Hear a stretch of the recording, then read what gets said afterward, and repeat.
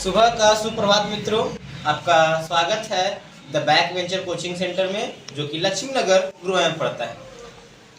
आज हम लोग भारती भवन का क्लास 9 जो कि बिहार बोर्ड का है और एक्सरसाइज 8 भी है, क्वेश्चन नंबर 13 पर चर्चा करने जा रहे हैं, जो कि बोला है कि सिद्ध कीजिए कि त्रिभुज एबीसी समद्विबाहु त्रिभुज होगा यदि शीर्ष लंब एडी एंगल बीएसी का समद्विभाजक है। लेकिन हम लोग एक तथ्य जानते हैं कि समद्विबाहु त्रिभुज कब होगा, जब उसकी आपस में दो भुजाएं बराबर होगी, तब जाकर उसे हम समद्विबाहु त्रिभुज कह सकते हैं। इसमें चित्र दिया हुआ है नहीं, पहले हम लोग चित्र बनाते हैं। पहले बोला है त्रिभुज एबीसी, त्रिभुज एबीसी पहले बना लेते हैं। A B C. अब उसके बाद क्या बोला, शीर्षलंब एडी, शीर्ष मतलब होता है यहाँ ये ऊपर की बात। अब बीएसी, बीएसी इसका लंब यहाँ पे पड़ा है, किसका समद्विभाजक है, बीएसी का। मतलब ये कोण आपस में बराबर हो गया। समद्विभाजक का मतलब यही होता है कि किसी भी एंगल को चाहे भुजा को बराबर बराबर भाग में बांट देना। ये दोनों कोण आपस में बराबर हो गया। और दूसरा यहाँ देखिए एक लंब पड़ा है यहाँ पे, तो 90 डिग्री का कोण बनेगा। चलिए हम लोग आते हैं क्या क्या दिया हुआ, बोल देंगे कि दिया है, उत्तर में होगा दिया है त्रिभुज एबीसी एक त्रिभुज है, ठीक है। उसके बाद और दिया हुआ है कि शीर्षलंब एडी एंगल बीएसी का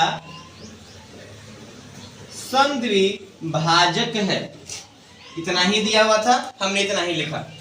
अब देखिए लिखते हैं, तो सिद्ध करना है त्रिभुज एबीसी एक समद्विबाहु त्रिभुज होगा। हम लोग प्रमाण देते हैं।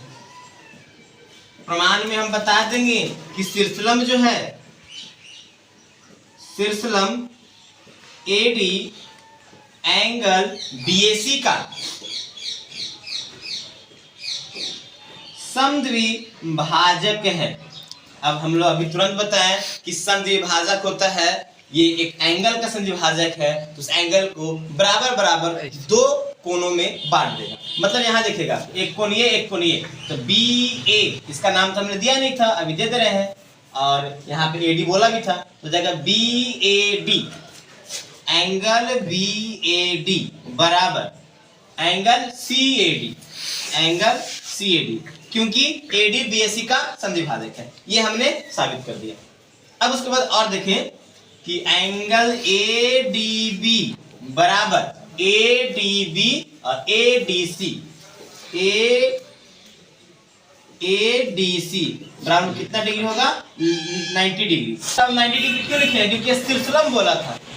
शीर्षलंब बोला है, शीर्षलंब मतलब होता है कि एक लंब पड़ गया, परपेंडिकुलर है, तो यहाँ पे हम बोल देंगे कि एडी शीर्षलंब है। अब हम चलते हैं त्रिभुज ए डी बी, एक त्रिभुज ये हो जाएगा और एक त्रिभुज ए डी सी, दूसरा त्रिभुज ये हो जाएगा। बोल देंगे त्रिभुज ए डी बी एवं त्रिभुज ए डी सी में इस दोनों को हम लोग को सर्वांशम प्रूफ करना है। सर्वांशम प्रूफ करेंगे, अपने आप ए बी और ए सी बराबर हो जाएगा सिंप्लिसिटी से। तो देखते हैं क्या क्या बराबर है। पहली बात तो हम लोग यहाँ पे सिद्ध कर चुके हैं, बी ए डी बराबर सी ए डी हो जाएगा, BAD बराबर CAD। और दूसरी बात अभी तुरंत देखे हैं, ADB बराबर ADC, ADB बराबर ADC, क्योंकि यह प्रत्येक 90 डिग्री है। और एक तीसरा AD जो है दोनों त्रिभुज के लिए कॉमन आ जा रहा है, बोल देंगे AD बराबर AD। कॉमन को हिंदी में उभयनिष्ठ कहते हैं। अब देखिए ये तीनों तत्व जब मिल गए तो हम बोल सकते हैं ये दोनों त्रिभुज सर्वांशम है। लेकिन तथ्य लिखना पड़ता है कौन से क्राइटेरियन से, ट्रायंगल ए डी बी जो कि सर्वांगसम है ट्रायंगल एडीसी से। लेकिन क्राइटेरिया लिखना है, यहाँ देखिए दो एंगल है और एक साइड है, तो बोल सकते हैं हम लोग side angle side criteria, sorry side नहीं होता, यहाँ पे दो एंगल था ना, तो हो जाएगा एंगल साइड एंगल क्राइटेरियन से। जब दोनों त्रिभुज बराबर होगा तो हम लिख सकते हैं ए बी बराबर ए सी, किससे? सीपी सीटी से। सीपी सीटी का अर्थ है corresponding parts of congruence triangle. इसका अर्थ होता है कि अगर दो त्रिभुज सर्वांगसम होंगे, उसके सारे भुजा सारे कोण आपस में बराबर होंगे। संगत कोण और संगत भुजाएं, ध्यान रखिएगा, संगत कोण और संगत भुजाएं आपस में बराबर होगी। तब देखिए देखा जाए ए बी सी का ए बी और ए सी बराबर हो गया, तब हम बोल सकते हैं अतः त्रिभुज ए बी सी, त्रिभुज ए बी सी एक, त्रिभुज ए बी सी एक समद्विबाहु त्रिभुज होगा। ये हमारा प्रमाणित हो गया है। आशा है हमें कि आपको अच्छे से समझ में आई होगी।